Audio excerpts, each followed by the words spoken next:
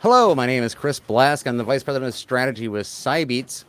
I'm in Sam Clemens, 3/4 of a mile northeast of Cudjoe Key in Florida.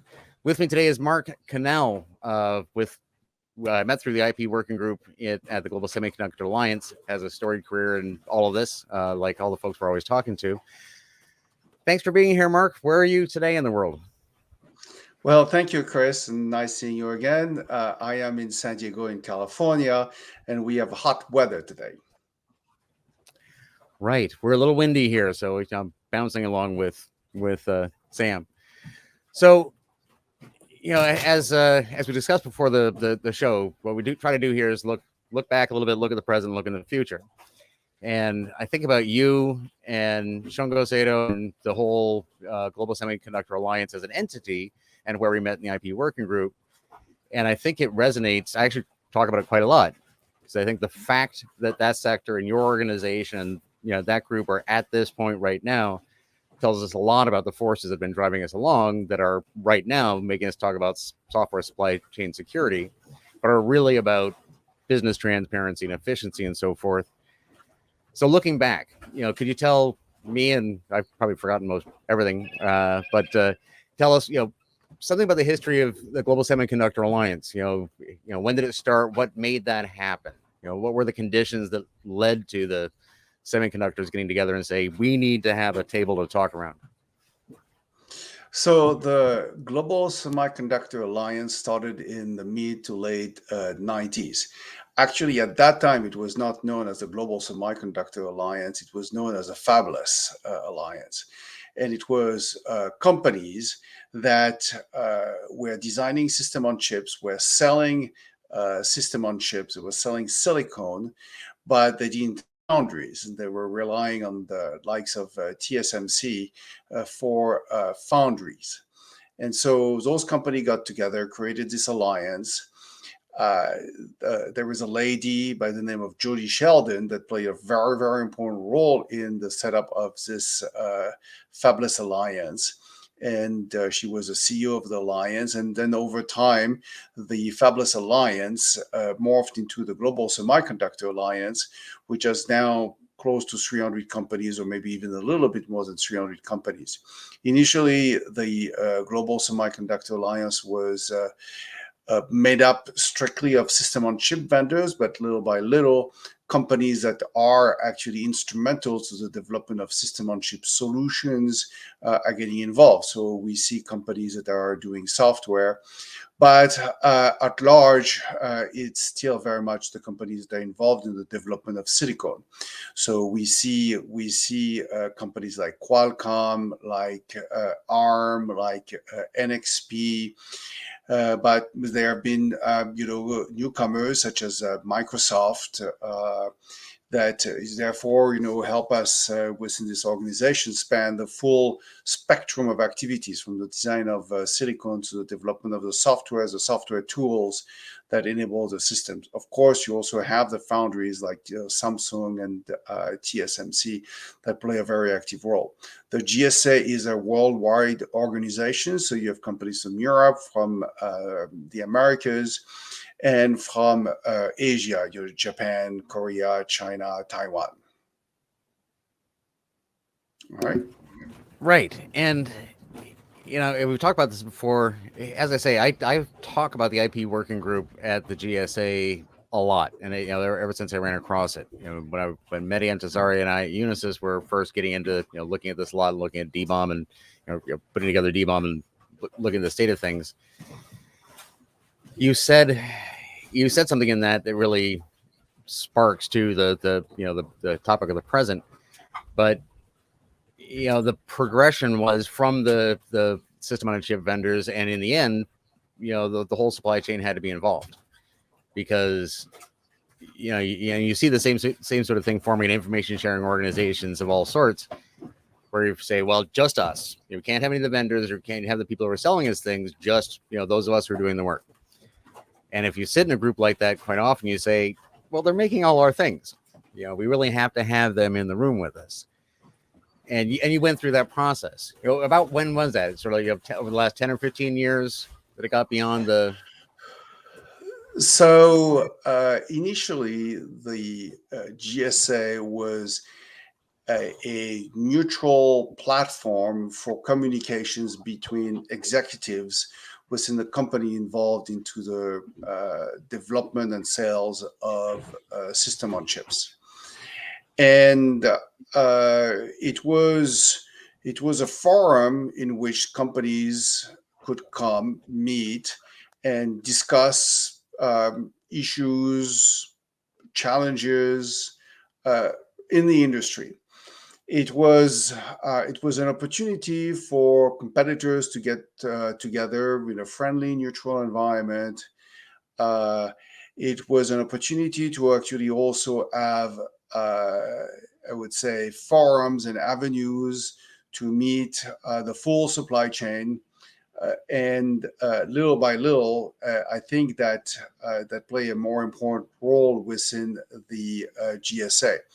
Little by little, inviting actually all the actors within the industry became important. So that is, you start with the people that design the instruction set architecture, all the way to the people that will consume the chipset, such as, for example, the car manufacturers. And this is because the challenges facing the industry are, multiple. You have, of course, requirements. You have supply chain issues. You have, I would say, also regulatory issues. And so having all the actors within the supply chain come together and talk is really, really important. Now, what is important to understand is that the GSA is not a standards body. It's not a lobby organization. It's a forum for conversations and dialogue. So the concept of these interest groups came together because the idea was, well, let's among industry members talk about what we see as a challenge, and let's not define the solution within the GSA, but let's identify a process that would need to take place within possibly a formal environment in order to resolve a problem, and that problem gets resolved within this environment. So, for example, several companies could get together, talk about, well, here among ourselves, we have a problem. We need a standards to solve this issue. Well, we're not going to do this standard within the GSA. The GSA is not the body for that, but let's go create a standards organization, or let's join an existing standards organization in which we form a working group in order to solve this problem. So that's how the GSA and the interest groups within the GSA are operating. So the things happening over time has always fascinated me. We're right at the 10th anniversary. Myself and some others, including Sean McGurk, who just left the U.S. federal government, where he created the ICS CERT and the NCIC, the National Cybersecurity Communications Integration Center, great acronym, and in that organization gone through phases. I mentioned the GSA has as well. Every nonprofit that I know of does. Times of great interest, times of slow down, times pick up again. And in the as an interesting parallel in the ISAC space, that the ISAC is getting very busy again, and it's many of the same issues. Information sharing there was about a threat intelligence. The information the GSA has shared was everything you've discussed previously. You and I meet in the IP working group, right? And I think the parallels. Talking supply chain security, I talk threat intelligence a fair bit, right? We have enough to deal with there, just having SBOMs and sharing them. But if this sounds like having sticks and taxi and having threat intelligence reports and indicators of compromise and sharing those, it is. It's very, very similar. So when I saw the IP working group, and even the stage that it was at, it wasn't 17 years old or 7 years old. It was the age it was when I got involved with you there. It struck that same resonance. Because at the exact same time, a lot of people in the SBOM world were saying, you can't be serious. No software vendor on earth is going to put out their recipe anywhere ever, right? And so on and so forth. And I would respond, you know, I don't know about the chip makers are getting together and they've already taken this seriously. They're already going on this path, right? You know, and they're long since realized that IP control is a relative thing. And if you're going down this path of, for example, software bill of materials for firmware, you know, and for fabs and all the things that go into having and making chips, companies like your membership are going to figure out how to control that IP, are going to do it, demand it. You know, the technical solution doesn't matter, one will be found. So in that process, last couple of years, you're looking into the recent present, right, and up to now. Can you talk about the, you know, maybe the conditions that led to that working group or how it's going? You know, where's everybody's head on that topic right now? So, working groups within the GSA started about 4 or 5 years ago. There was an automotive working group, then there was a security working group, and then the IP working group. I actually launched and kicked off the security working group, and then I left that group and I launched the IP working group. The automotive working group is led by McKinsey. The current security working group is led by a gentleman named Tom Katsoulas, and I'm leading the IP working group. There is an AI ML working group which is also being set up. So, why those working groups, and what led to the formation of those working groups? I think that it started with the recognition by the CEOs and the senior executives that were on the board of the GSA that they needed to collaborate on the topic of security within the IoT world. That the challenges around security were not faced by just one company, that it wasn't one company's responsibility, but it was actually the full, I would say, supply chain that needed to get involved. And so, from there, the security working group, mushroomed, and you have multiple activities. And we have this separate group, which is focusing strictly on the IP. So, the security starts with the IP. It's really important to understand that in order to process data securely, safely, and to trust this data when it is generated by IoT devices, in whichever environment, whether it is a smart city, an automobile, or the home, one needs to be able to trust that data. And in order to trust that data, one needs to understand where it comes from. What is the piece of equipment that has generated this data? And if you actually look at an IoT device, it is made of software and silicon. And so the identity of this device is the composite information between the applications, the operating system, the lower layers of the software down to the hypervisors and the device drivers, and then the silicon itself, including all the way down to the wafer. And so all this information makes up the identity of the device. And when one understands the identity of the device, including, and very important, its software, then one can then trust the data generated by this device.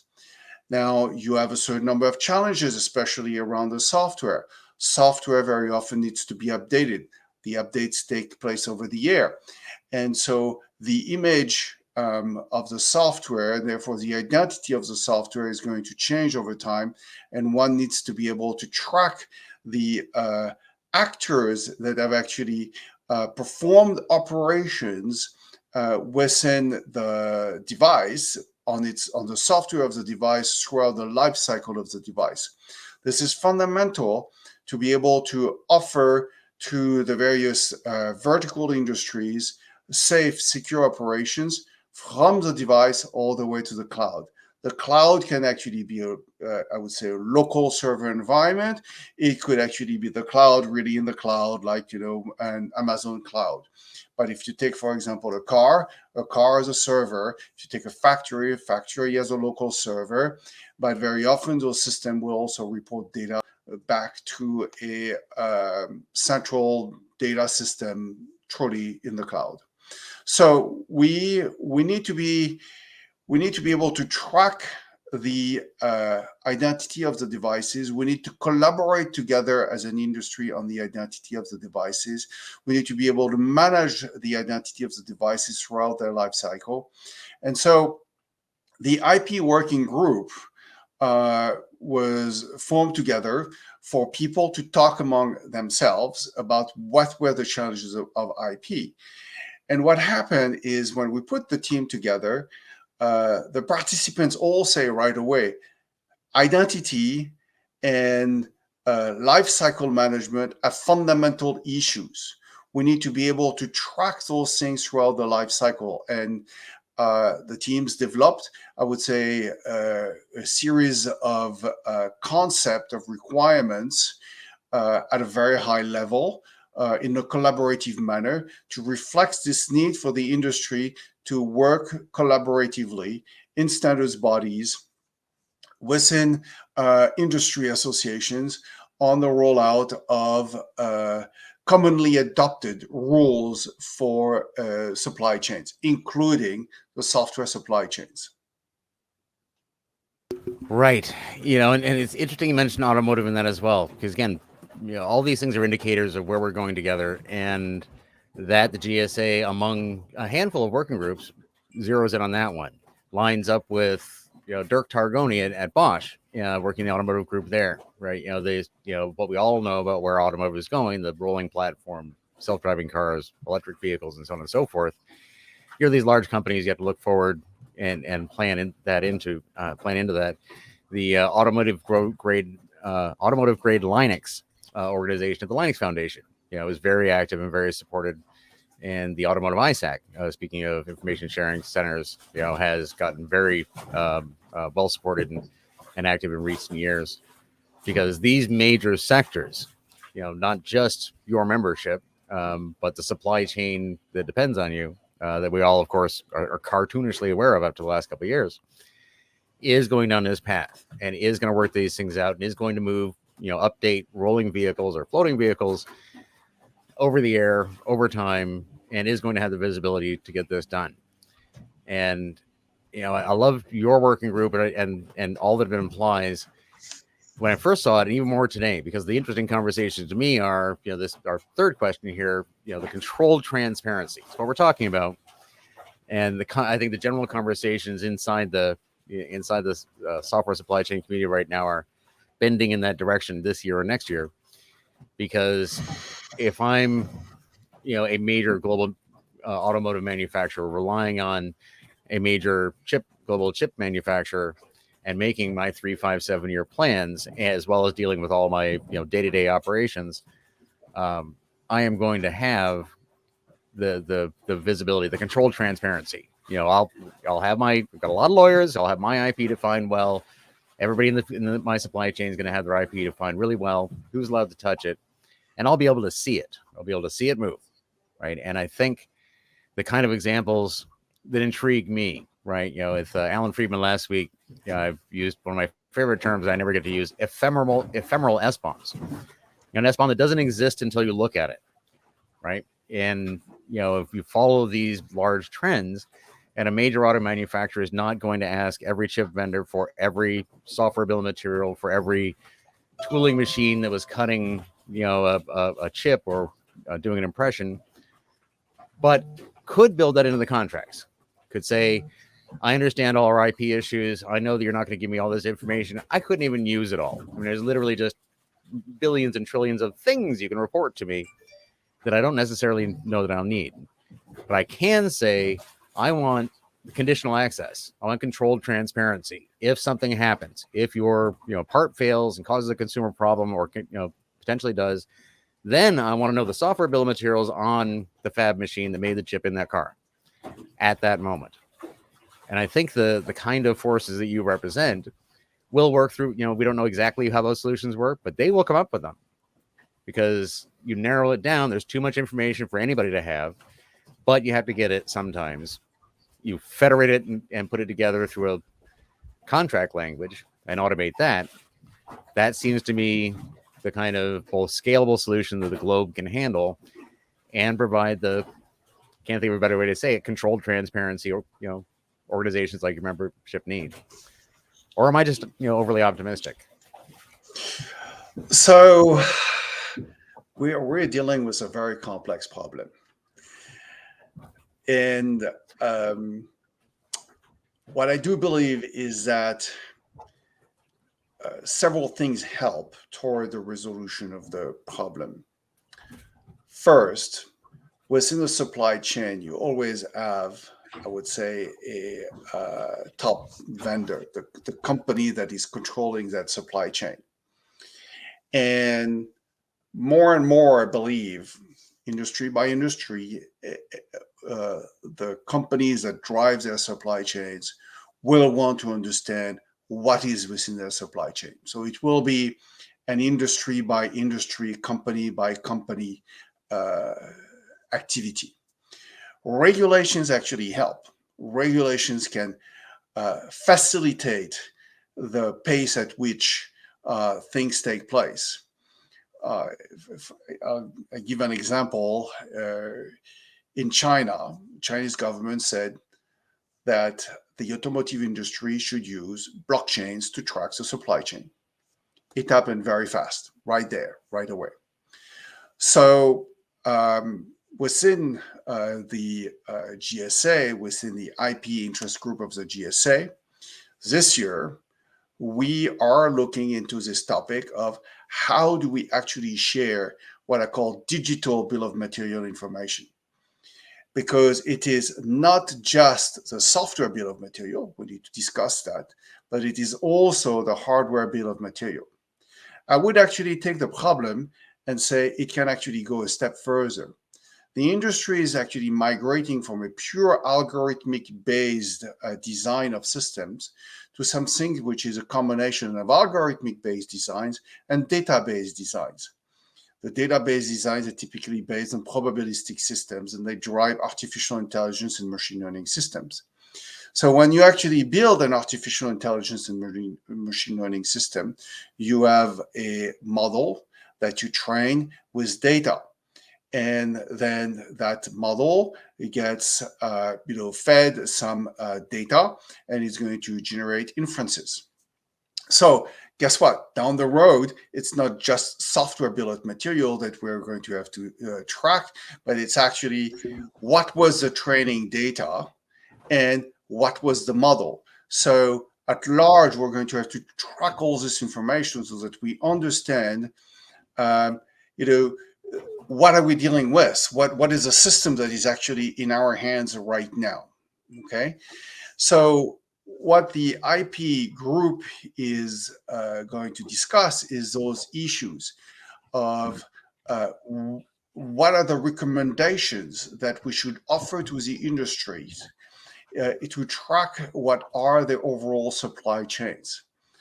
And we're not going to solve the problem within the GSA, but we're going to identify recommendations on what should take place within the industry. Should a specific industry group be put together in order to articulate how digital bill of material data gets passed from the buyer to the customer? There's been this executive order from the US government on SBOM, but what the SBOM order did not resolve is actually how does the data gets transferred? And it is this conversation that we will bring up. We'll also bring up the topic of how do we handle data which trains artificial intelligence and machine learning systems as cars, homes, lots of systems now integrate artificial intelligence and machine learning. Does this help? Absolutely. And of course, you use one of my favorite terms. Where it's I think almost three years since Mehdi Entazari and I had that epic call. And I just come back from Guyana with Tim Roxy, where I had to look at this nice little democracy and say, no one can ever tell you what's inside any of this stuff you bought, right? None of us know how. And one thing another led me to that. And of course, Mehdi knows how these things work. So between the two of us, we ended up with D-Bomb, with the digital bill of materials. And one of the downsides of it is we named it digital bill of materials on that call.